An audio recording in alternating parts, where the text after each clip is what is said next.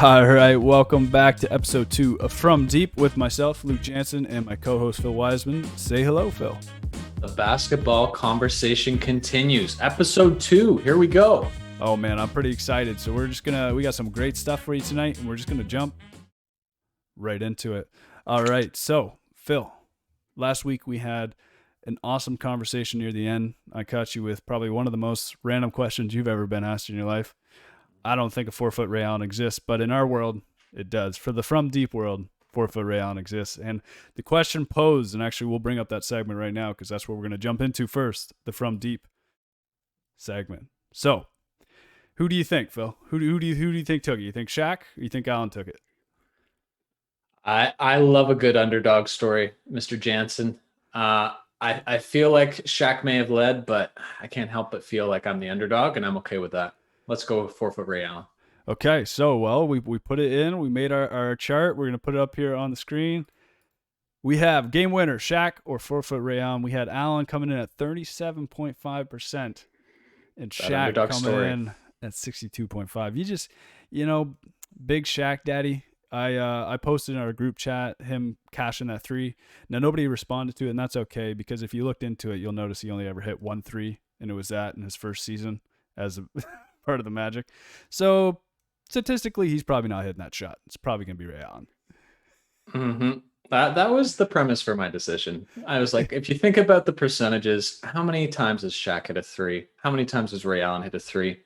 Ray Allen, when he's 13 years old, I'm sure he hit a 3 here and there. Was he playing a defender like Dennis Rodman? Probably not. But yeah, 5%. 5% is probably better than 0% with Shaq. Well, the people have spoken.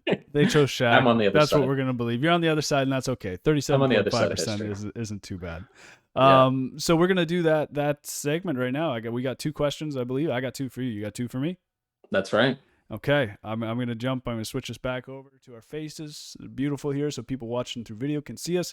And we're going to jump into the first question. This one's a little bit serious. I do have a very funny one, but this first one's just kind of I'm interested to see what your thoughts and opinions are on this one. Okay. So this is a question I saw on Reddit, but I changed it up a little bit because I didn't really like the way they format it. But here we go. Would you rather go to the NBA Finals 3 times in a row and not be sure of the outcome, or go 1 time and be guaranteed to win? Ooh. Good question. I think this is all about how you perceive risk and how willing you are to take a chance. Right.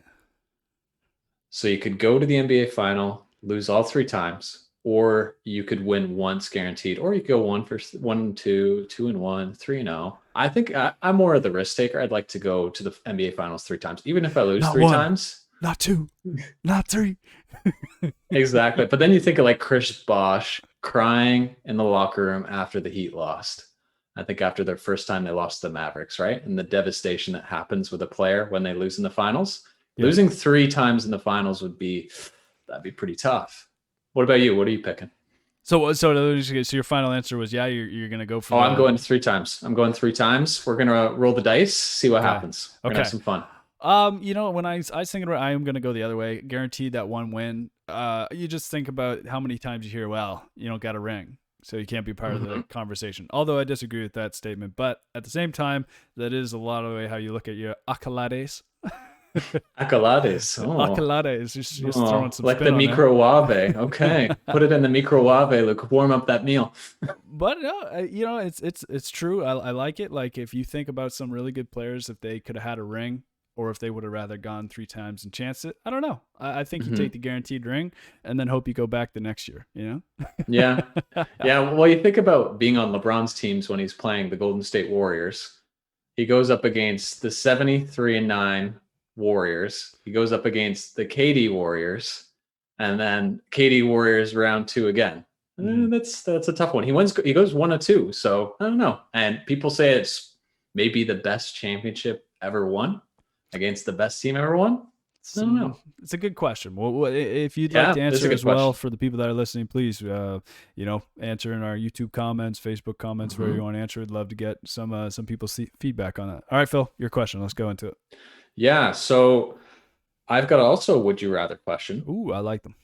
So would you rather average a triple double over a season and lose in the first round of the playoffs, or would you rather play a bench role and win a championship? So kind of a similar kind of question. Where am I in my early stages of my career? Am I in my prime? Am I riding? Am I on the outskirts? You're in your prime. You're in my prime. Okay. Mm-hmm. And I haven't won a ring yet. We'll just go with that too. No, you haven't won a ring yet. No, this would be your first one if you were. So basically join a super team and ride the pine or be the guy. Mm-hmm. Mm-hmm. Do you want to be Russell Westbrook? No, yeah, of course. I'm averaging a triple double. I mean, obviously a ring's important and I think they're really cool, but I got time to go ring chasing later in my career. If I'm going to just dunk on kids, throwing up a triple double a night, that season, man, Russell, even though he didn't make playoffs, I bet you had a lot of fun every night he was playing. Like, yeah, of course, not winning a ring sucks, but when you're dropping a triple double on people every night, like you got to feel like I'm the guy. That MVP season as well that he had was incredible. It's you like if you love basketball, you probably love averaging a triple double every night. I know, like, oh yeah. So that's what my answer is for that one. Okay, good one, awesome. Do you want to hit me with your second? Yes, now the giggles have started. What are we? All right, we're bringing Shaq back into it. We gotta bring Shaq back into it. Shaq's he's amazing. All right. Okay. Let's see. So, skill set and athleticism of prime Shaq. We're not going with 39-year-old Shaq. We're going skill set and athleticism of prime Shaq. Mm-hmm. But in the body of Muggsy Bogues, shortest NBA player ever at 5'3". Now, here's the different part that you're not seeing come. What position do you play him? Point guard or center? Reminder, Muggsy does not have any of his skills or athleticism. So it's purely the athleticism of Shaq that Muggsy has obtained. So he's in the post. So he can post up. He can hold a 7'3" guy. He can hold it back. Like he's Shaq, but he's 5'3". But he has no dribbling skills and no big playmaking skills. So what position do you play him? Two-way contract between the G League. and then maybe going to China to play in China. I don't think he's got a role in the NBA. At 5'3", you're guarding a 7-footer. I mean, the way that some of the perimeter guys play now, or the big guys play on the perimeter, maybe you put him at the center position. I don't know. Yeah. I think at the center position. Center position. Okay, so I went point guard. And the reason I went point guard is because it was so he's useless at being a point guard. I understand that, but I would rather a 5'3" point guard posting up a 6'3" point guard than my 5'3" point guard posting up a 7-foot center. But either way, if you have he's a liability. 5'3" point guard, he's a liability. That's not the question. We understand he's a liability, but it's where is he least going to be a liability? And I think that's at the point guard position. That's why he's on the bench. That's why he's not starting. He's so far on the bench. He would be like the Taco Fall champagne bottle at the end of the game. Bring out Muggsy to play. See where you put him on. Oh man, you and your questions. I love it. I'm gonna get one. All right, jump into what's your last one there for us? Okay, so mine's a little bit more serious than that one. Okay. Would you rather have Terry Rozier or Kemba Walker if you're the Celtics right now? I think I would want Kemba. Okay. I like Kemba. I like his ability to create. I like his ability. I like Kemba. I've been following him for a long time. I like what he brings to the team. He brings a lot of leadership. As you know, when Irving left, Kemba came in, and really it seemed like the locker room struggles and all that stuff kind of disappeared when he came in. So I think what he brings as a player to the whole organization and the team as he improves the players around him. So I would bring Kemba back, but I'm definitely not going to put any smack on Terry because Terry's just as good a player. I just think from the leadership aspect, I'd want Kemba. No, the reason I asked the question is because obviously when the Celtics signed Kemba Walker, they could have kept Terry Rozier. I think it was the year prior or the same year. And they decided to go with Kemba, the more player in his prime, Terry Rozier unproven. But now you look at Scary Terry, and Scary Terry is carrying the Charlotte Hornets And Yes. Kemba's out with knee injuries. He can't play back-to-backs. He's under contract for a couple more years. No one could have predicted what's happened, but just something that I'm thinking, if I'm Danny Ainge, are you having buyer's remorse right now with Kemba Walker? That's my question. I guess in addition to that. Yeah, no. I we'll see. Like I said, I like Kemba. Obviously, injuries, you never really know what's going to happen with those. He wasn't really injury prone from what I know before coming in. That I know of. I know like any player, you have as a point guard, you handle the ball more, you're going to have more injuries, generally speaking. But no, I think you're happy with Kemba. I mean, especially if they do really well into the post. If they win a ring at some point in time, the next little bit, and he's still there, and then it was totally worth it. If they don't, then yeah, maybe some buyer's remorse comes in. Absolutely. Okay, let's jump into our next segment here. We got a big old slam dunk. We got our NBA weeklies.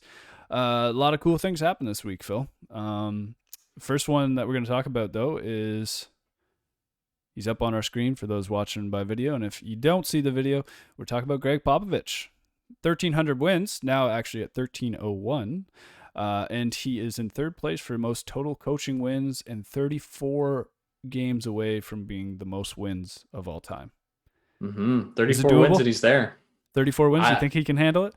He's got to play. He's got to coach at least another season, I would say. So, yeah, I think it's doable. 82 game seasons? Absolutely. This one ain't done yet. Regular season games, Phil, and they're going to win the playoffs. He's getting it. They're going to go on a 26-0 run, and they're going to go deep into the playoffs, and he's just going to get it this season, then he's going to retire. Bye-bye, LaMarcus Aldridge. Bring on the 26-game winning streak. That's what you're saying, eh? That's what I'm saying. No, it's Okay. I didn't know. You've obviously heard that Pop's a great coach, and I heard about him being a great coach. I don't do a lot of history on my coaches, although I should, because there's some pretty cool stuff about Popovich that I actually found out. So he actually became the GM in '94 for the Spurs, and then 2 years later he fired their head coach and is like, I'm the coach now. So that was in '96. Yeah, I just said, see you later. I'm the boss. That year they did terrible. There's a lot of injuries, and they ended up drafting Tim Duncan that offseason, and 2 years later won a championship. His total of 5 championships and made the playoffs 22 years in a row, missing playoffs in his first year and currently last year. And it looks like they should make it this year. They're in the 8th seed. The West is pretty crazy. There's a lot of people fighting for it, but we'll see. I hope they make it. But yeah, man, by all means, probably one of the best coaches to ever play. And what I really like about Popovich, one team. You know what I mean? Like you could be almost like ring chasing and be like coach chasing. You know what I mean? Like you had the right setup. Dwayne Casey gets fired, coach of the year. Nick Nurse comes in and has like some of the best talent with Kawhi coming in, and you'd be like, oh, like he got in a lucky situation. Popovich straight up just built his situation. And, him and RC Buford really built a hell of a team with the Spurs. There's no doubt about that. And the guy below him, Jerry Sloan, same kind of thing. Yeah. Same with the Utah Jazz. Stayed there for a long time. Had a lot of wins. Built a franchise. No, it'd be cool to see him be the number one. I don't think there's going to be anybody chasing him anytime soon for that when he gets to number one. Yeah, Doc Rivers, I guess. Yeah, Doc Rivers is the only one active else that's on that list, right? Yeah, and he's number 10. That's quite a few seasons. He's quite a ways away. And I think he prefers swinging the golf clubs a little bit more than old Pops does. So yeah, how many more years did Pop got? What do you think? I think he's probably got maybe 2 years tops. I think he's close to retirement. He's had a hell of a run. 26 years, right? He definitely has this most wins in the back of his head somewhere. And once that's done, it's kind of like, okay, let's get a couple more, finish out the season. I think next year you might see him. If they have a really good team and they win for Sans or get to the conference, you might see him run it back. But yeah, he's probably a year or two left. But great coach. Let's jump into our next part of the weekly NBA. We got the thoughts on Brooklyn buyouts. So there's been a lot of controversy throughout the week of pros and cons back and forth. What's your thoughts on it, Phil? Well, Brooklyn's making moves. It looks like a couple of NBA vets with Blake Griffin, LaMarcus Aldridge joining the ranks of Kyrie, KD, and of course, James Harden. MVP favorite, Luke? MVP favorite? I don't know. I guess we'll see. But I think between the 5 of those guys, there are 40 All-Star appearances, if I'm not mistaken. Yeah, that's all I was reading that online. Something like that, 40, 42. So a lot of All-Star appearances. Looks like Blake's got some spring to step. LaMarcus had quite the game when he came there. He shot and hit a three, which is a lot of people saying new to his arsenal in comparison to. So a little LA throwback, I guess you could say, from his Portland days. I don't know. I really like what Brooklyn's done personally, but as a fan of the NBA having a little bit more parity, it's hard to see all these super teams picking up more and more pieces and going ring chasing. Yeah, I mean, you look at it and you can have your thoughts and opinions on both being like, they shouldn't go there. But I was telling you about the Blake quote earlier. He's like, it's kind of funny to me because for the last couple of years, all I've heard is how bad I am. And then you sign with this team and everybody's like, that's not fair. Yeah. I see both sides of the coin. I 100%. mean, look, let's be honest. These guys know they're in a bad situation. They're going to get bought out. They're not going to go to a bad team. Like, that's why they're leaving where they're currently at, because they feel like they're part of a bad team. So they're not going to be like, no, I'm not going to ring chase. Like, if you're leaving your situation and going into a buyout, you're ring chasing. That's just it's what you're going to do. You're not going to put yourself in a situation not to win. Now, do I think that Blake Griffin and LaMarcus Aldridge are the pieces that are going to win a championship? No, I think they're amazing. They're great players, but they're not like the guys. Like, that's not like 5 years ago if those guys all joined up. There'd be a conversation to have. But Blake and LaMarcus are great players, but they're definitely not like the all superstars they used to be. You could fight for all-star maybe, but not on this team. There's way too much shooting that's going to go on.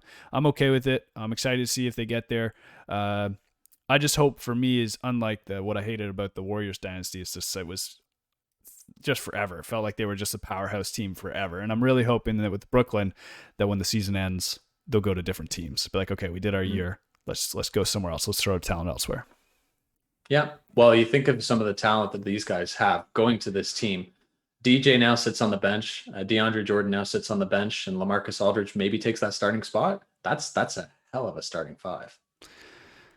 It's nasty. We'll see what happens. There's a lot of good teams in the NBA, man. That is true. The next one here we're going to talk about was actually your piece, which was about Andre Drummond. So why don't you give me some info on that? Yeah, so DeAndre Drummond, I predicted him to go to the Celtics last week with the little clip that we dropped earlier in the week. That wasn't right. He went to big old X. He went to the Los Angeles Lakers and Chris Herring at 538. He wrote a really interesting article just talking about rebounding and the future of rebounding, the past of rebounding.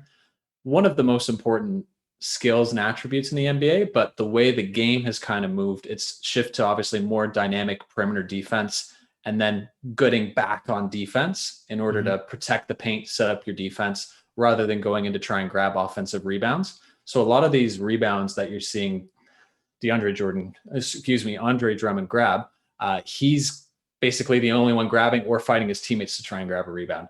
Is that a skill nowadays that's necessary? And you look at kind of his track record with the teams that he's played and the success that they've had. Is it as big as an impact as people are playing it out to be?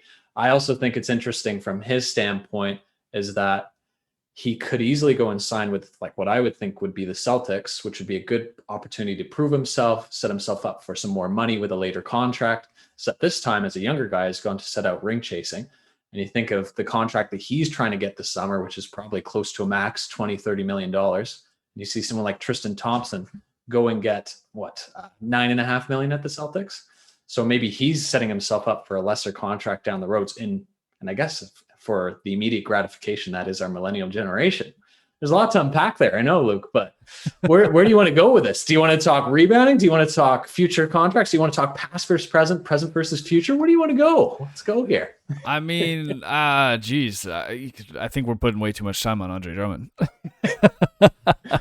You're not as big as a fan of rebounding as I am, eh? That's true. You like to play point guard in 2K, so that makes sense. That's true, man. There's no point in rebounding, just alley-oops. Just creating opportunities. If you miss a shot, that's an alley-oop. Somebody get up there, throw it back in.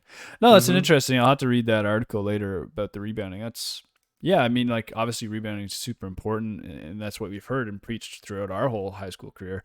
So now that you're right, like, teams are trying to stop the fast break because that's where a lot of points come from teams. So yeah, it's interesting. This is an interesting thought, and And do I think Andre Drummond is going to have a great season with the Lakers? Well, he's already out for an injury, so not a great start.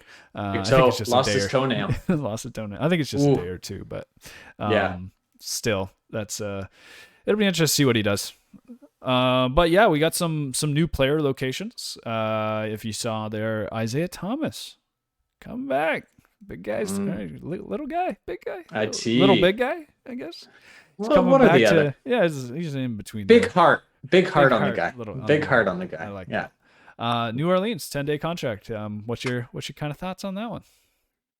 10-day contract behind some Eric Bledsoe, some Lonzo Ball.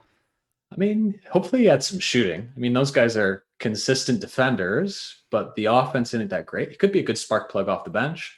Get their second unit started a little bit. I hope he plays well. I love seeing a guy come back and try to make some movement, try and make some money. Hopefully do well. So yeah, we'll see. What are your thoughts? He was a baller, man. He balled out. Obviously, he had that hip injury and kind of derailed from there. Hopefully, he's been kind of mending that. And obviously, New Orleans thinks that he has, because they're at least getting him a 10-day contract. Let's see what he does. Our next one there, DeMarcus to the Clippers. I believe it was also on a 10-day. I don't believe it was a full contract. Right? Oh, okay. I'm pretty sure. I could be. He's got to prove himself. Could be mistaken, easy. But I'm almost positive DeMarcus was on a 10-day as well. Nothing easy, Luke. Nothing easy. Nothing easy at all. Well, it's kind of interesting though, right? Because like you got a guy who's relatively still decent player. Like he's a body. Like he's definitely an 8th, 9th guy you can throw in there. And Clippers threw him a 10-day. So I don't know. I thought that was kind of interesting. He's taking the inaugural Joakim Noah spot on the bench that Noah took. I don't know if you knew this, but Noah played for the Clippers last year for the playoff run. I didn't know he even touched the floor. So there we go. Maybe he's taking on that role. I guess we'll see. We'll find out. I'm surprised DeMarcus is still relatively young. I'm surprised he wouldn't try to go to a different team. But I guess, they've always been ring chasing now for like 4 or 5 years, and it's just not working out for him. I think he should try to show that he's got something in the tank. But maybe he's happy sitting on the bench and making money. I know, hey, a couple mil, sit on the bench, have a good time. Doesn't sound like a bad day. The other kind of new player location, Al Horford in his bedroom, sleeping. DNP old. Take a seat on the pine. Take a seat on the pine, Al Horford. Make your millions at home. We don't want you here. Oh, crazy, Oklahoma City. Oklahoma City's just putting everything to the wall. They're just going to stay at home. They want to get those draft picks high. That's what they want to do. Yeah. I'm surprised though that they didn't try to do a buyout. I know his contract's way too large, but it's just weird. You know what I mean? Like as a basketball player, how you want to go home, but obviously probably wasn't his decision. And they probably said we can't afford a buyout, so this is the option. There are value in expiring contracts though. So he has another year after this one.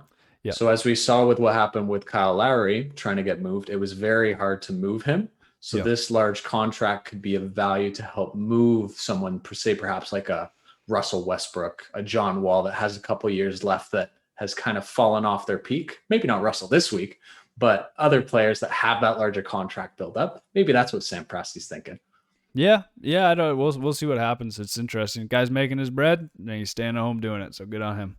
Our last part of the weekly NBA before we jump on to our next segment, we got to talk about our Raptors, because if you don't know, Phil and I are Raptors fans, even through this terrible time. Although there was a little bit of a shining light. Was it yesterday? Night before? Oh, it was yesterday. Yeah, when Golden State Warriors. Oh, whatever's left of them. I mean, they got steamrolled. Yeah. I hear you, people. Oh, Steph was out, and Draymond was out. You know what? We needed a win, okay, people? We were 1-13. 1-13 for the month of March. 1-13 for the month. Look, I'm happy they were. We needed a win, and we got a big one. We actually hit 100 points before Golden State hit 50.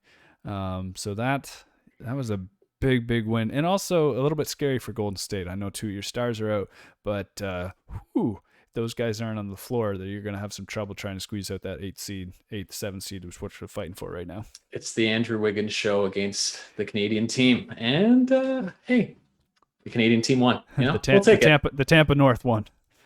Yeah, I think Steve Kerr's comments about seeing we the North in Southern Florida is a very strange sight to see. As the Raptors try to make the court a little bit more favorable, or a little bit more homey, I guess, for their Raptors players. Yeah, it would be nice to have them back. Hopefully one year, maybe next year. Let's jump into the next segment. We got our social hoops, and we got a lot of cool things in here. This is where we just grabbed some cool things we found online.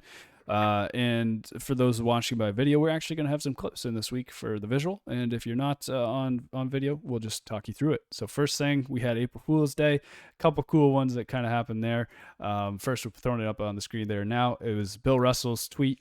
Last week, a team reached out looking for an out-of-work 6'9", now 6'5", over the hill, greatest defender in the NBA history to fill a spot. Time to get game ready.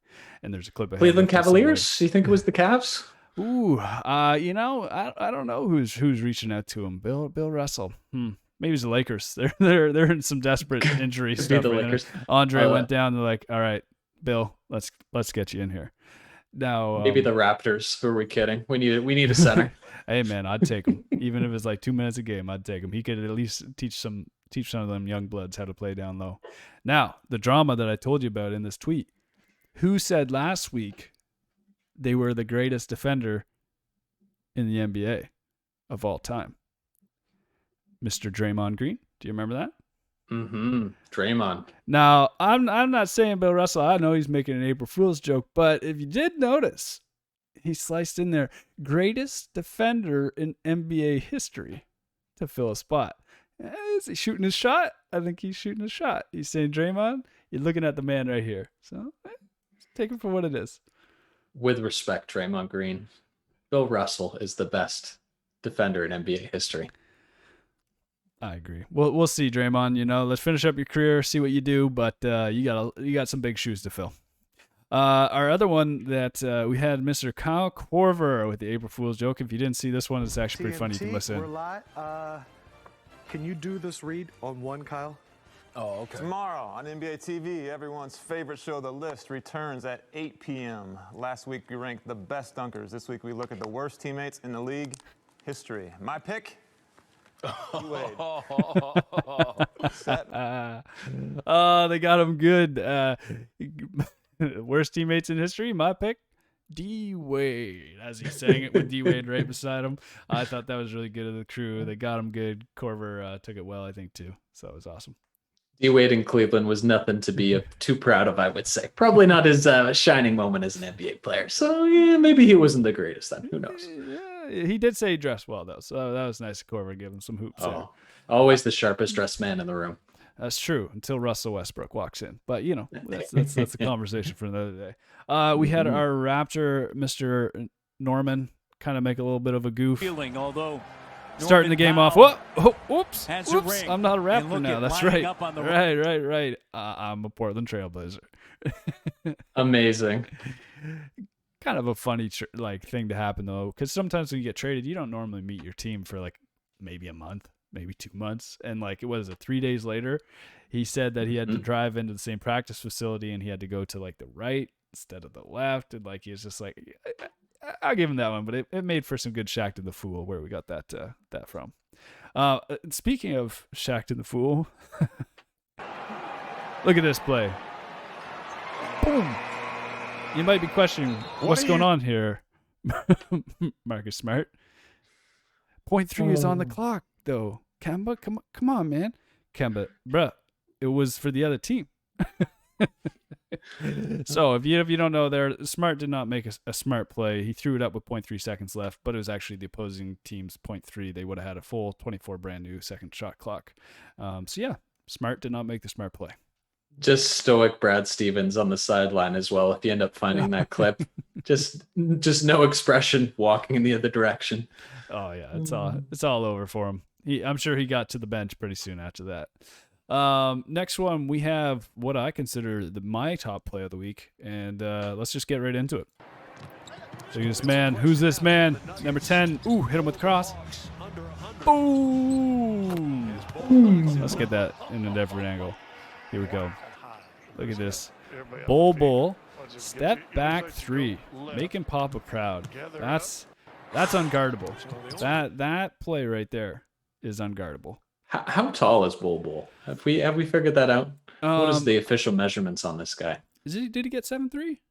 Is he 8'11" and then he's got a 12-foot wingspan? Because that's what it looks like on that play. Seriously, my goodness. It very well could be. That's like, it's just showing you how the league's starting to expand though, and the difference. Like, I mean, the guy is 7 foot plus, hitting a step back three, Phil.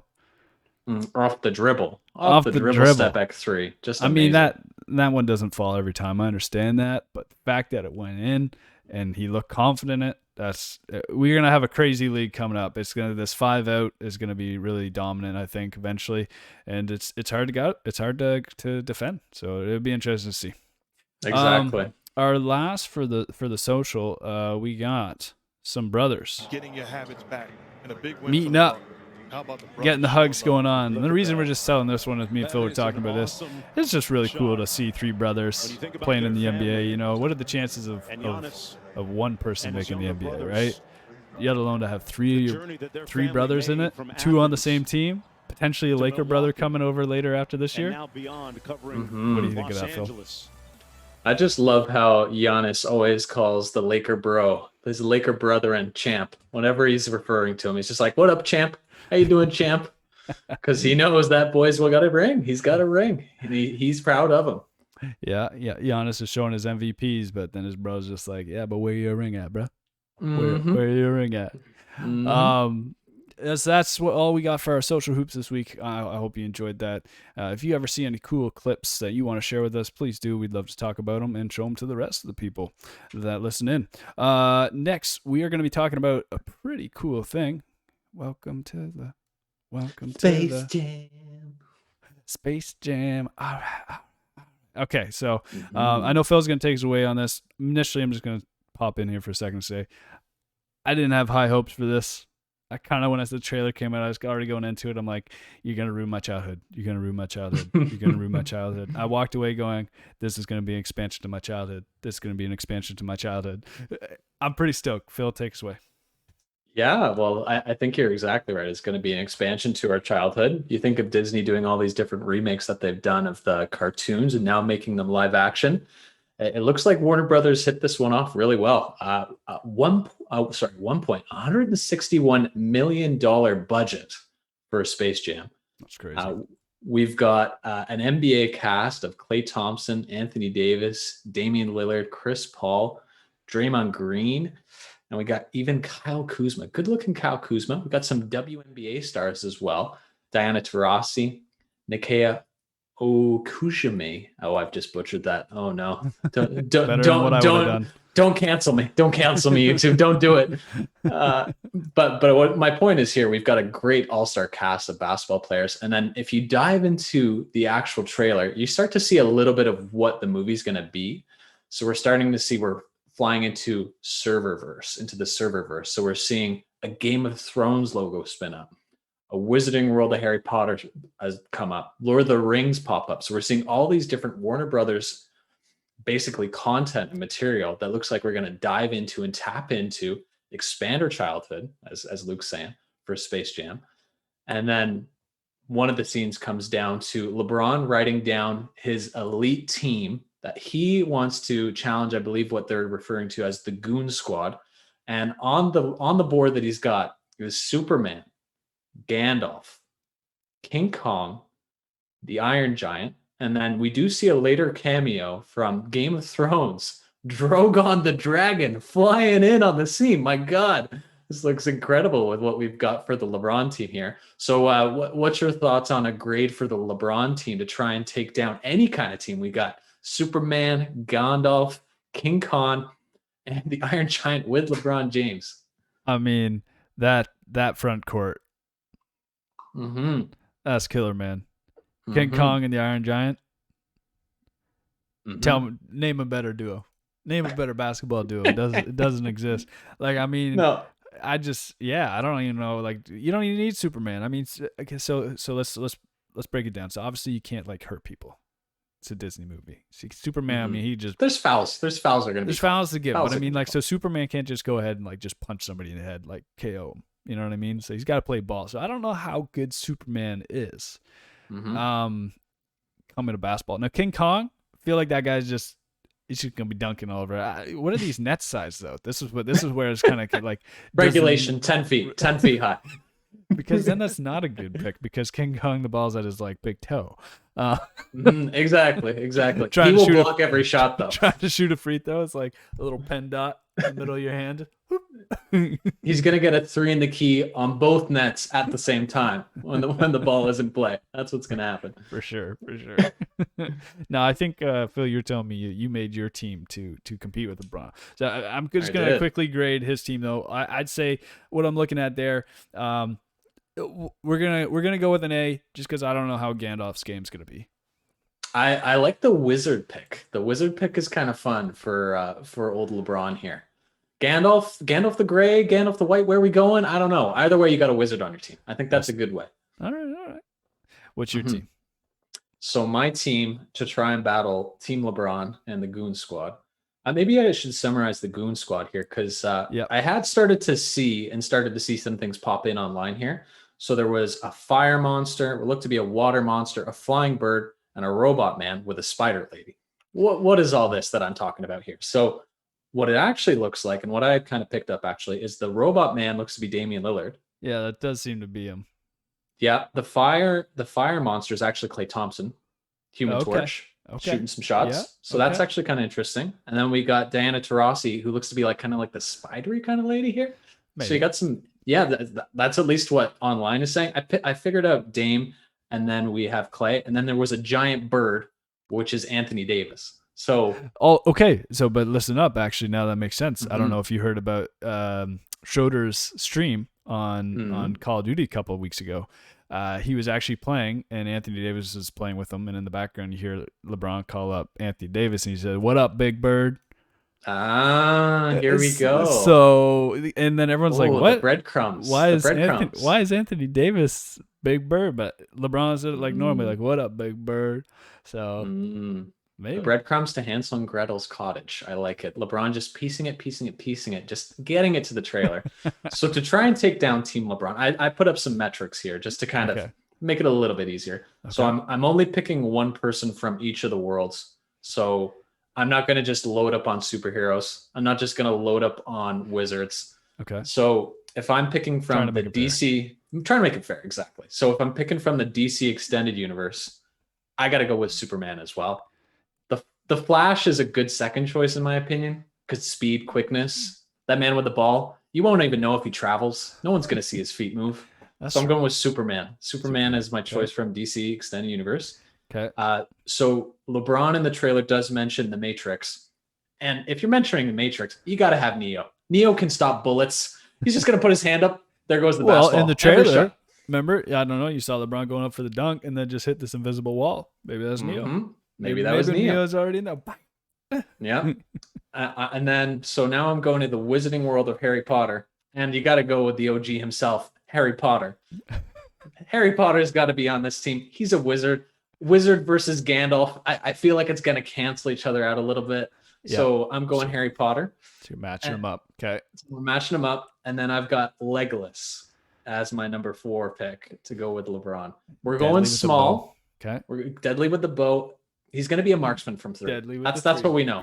That's what we're going for. So we got, just to kind of summarize my team with LeBron. Okay. We got Superman.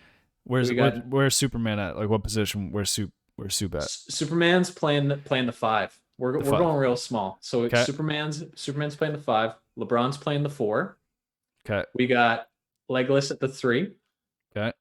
We got the wizard Harry Potter at the 2. Yeah. And we got Neo, Mr. Matrix himself, at the 1. Okay. So the only big mismatch there is obviously King Kong versus LeBron.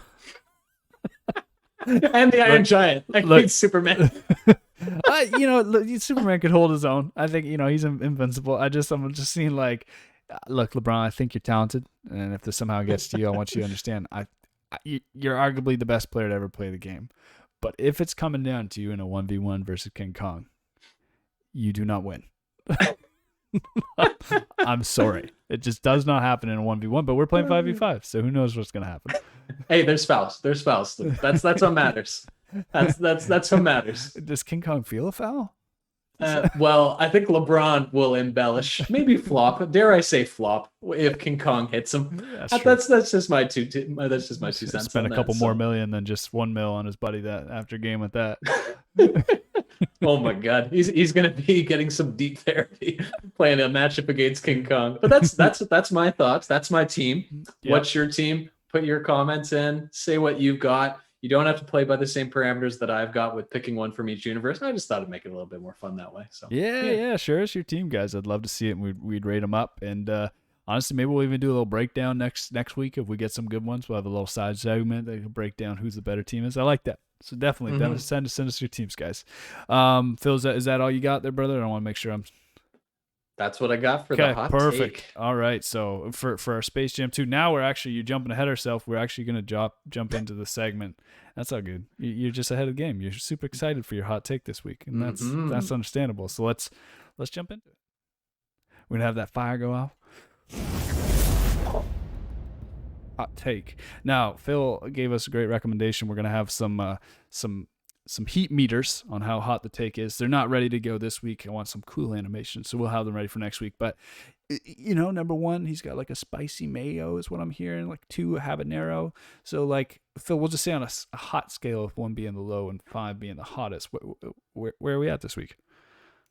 I think we got to go with a 4, and the only reason it's a 4 is because I really want to say this is a Kansas. I'm sorry if you've ever seen the Shaq clip from him doing hot ones with taking the hot wings. He's completely underplaying Kansas. The quality and heat that a Kansas hot wing can have.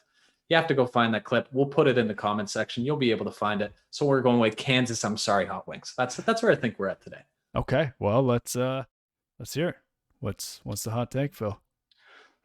So my take is Michael Porter Jr. is the second best player from the 2018 NBA draft. The second. Okay, so as you second know, best. So Luka Dončić is number 1. Gonna say, no one's surpassing Luka Dončić. So let me give you the other notable players. Give me some notables. And then I'll give you my argument. Okay. So we've got Trae Young, who's obviously an all-star. Okay. We've got Jaren Jackson Jr.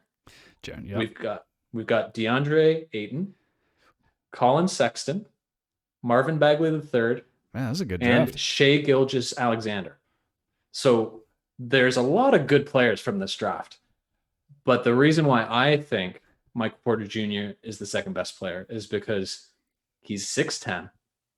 He's got a massive wingspan. And when I say massive wingspan, over 7 feet wingspan. He's shooting 53% from the field. He shoots 45% from 3. He stretches the floor, averaging 16.6 a game, 7.4 boards a game, assists a game. He's going to get better as he gets there. Doing that, but with the third option. He is a third option on his team. That is true. But he was the second best player in high school when getting recruited to play in college. At the 4, he can stretch the positions.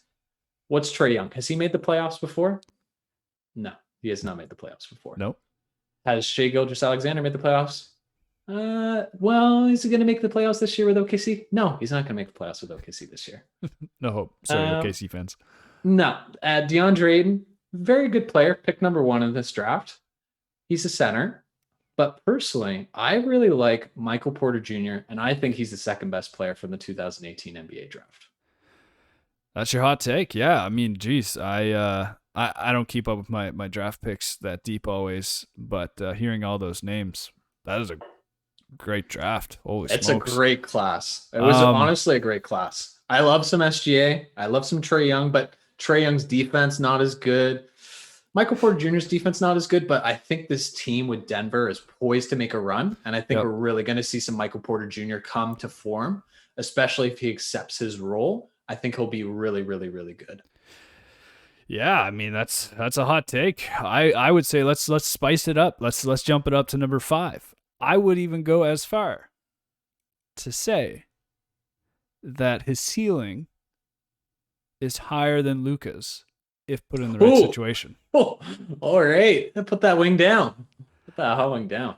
The only reason I say that is because we've seen this new NBA evolution of big men come in and just dominate and can do everything. They can guard like 5 through 1. No, can't do the 1 and 2 great, but they can do it depending on the matchups. His wingspan is nuts. I like Luka a lot. That's why there's a hot take, because there's a lot that Michael would have to do, but we have never seen him as a number 1 option. Yep. Luka has come in and pretty much been able to be like, you're the number 1 option. Expand your game. Do you, kid? Think of some of the late bloomers like Kobe Bryant. One of the best players to ever play, but at least argue at the shooting guard position. Didn't really get into it till he started getting minutes a couple years in. Michael Porter Jr., very similar situation. He's getting a lot of playing time, but he's also playing behind the MVP of the league, which I don't think is even arguable at this point. The man's leading stats across the board everywhere. Jamal Murray. And so Aaron Gordon now too. And Aaron Gordon, who's a nice athletic piece for the team, and he's fitting in well. I know I said I wasn't sure, but he's fit in well, so I'm happy to see that for him. But yeah, let's spice that up. I'd be interested to see what people have to say about that. Do we think that he has a higher ceiling than Luka? What do you think, Phil?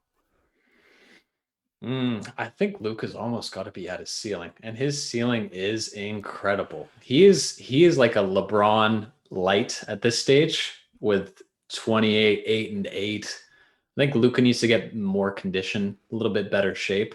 Yep. But I really like Michael Porter Jr. If I'm thinking of Luka as like a LeBron, I'm thinking more of Michael Porter Jr. as a KD, silky smoother, massive wingspan, can guard 1 through 4. But tougher. That defensive versatility. That's why I really like him on this team. If he can improve his defense and if he can really take that to the next level with his playmaking too. 1 assist a game is not going to really cut it in the long run, but he's just learning. And with all these weapons on this team in Denver, I think he's poised to take that next step in his career. Yeah, I like him. I'm not going to argue with that, because I'm a big fan of him. And when he was talking about how he wanted more touches last year, I think he should have got them. I mean, it's hard to give it to him when you have Jokic and Murray who are just absolutely killing it. Like, it's hard to say, like, here, we're going to give you more touches and take it away from these guys that are beasting. You just don't do that. So it'd be really cool to see how they do in the playoffs this year. I don't know how much he's got left on his contract, but I would love to see him go to a different situation and kind of be the guy and see how he does. It'd be kind of cool. Not yet. I think he would like that too. I think he really wants to be the guy. Like, his personality is, I want to be the guy. Like, there was a really good article, and I was researching this, was from The Ringer, where Kevin O'Connor's breaking down how he plays. And you can see in some plays, the Denver announcers know when he's grabbed the ball from a rebound, he's dripping the ball down the floor and shooting, because he has that mentality that he wants to be the number 1 guy, and he's hitting that shot. That's the phenomenal thing. That's where I see that KD kind of comparison. And I think that's where his ceiling can really go high.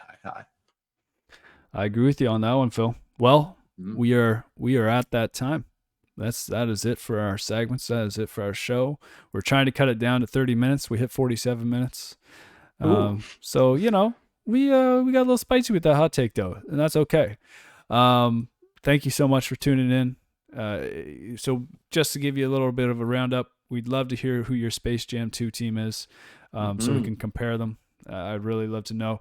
From our From Deep questions, I would love for you to answer us if you think the skill set and athleticism of Prime Shaq in the body of our lovely Muggsy Bogues, the shortest player ever at 5'3". What position do you play in, point guard or center? And let us know, and super happy you're able to join us for this week. Phil, what's your final comments for the pod? Thanks for joining and listening, everybody. Let us know your spicy take thoughts. Let us know your teams. Join us for next week, and we'll keep on talking some NBA, talking some basketball. Thanks for joining. Peace.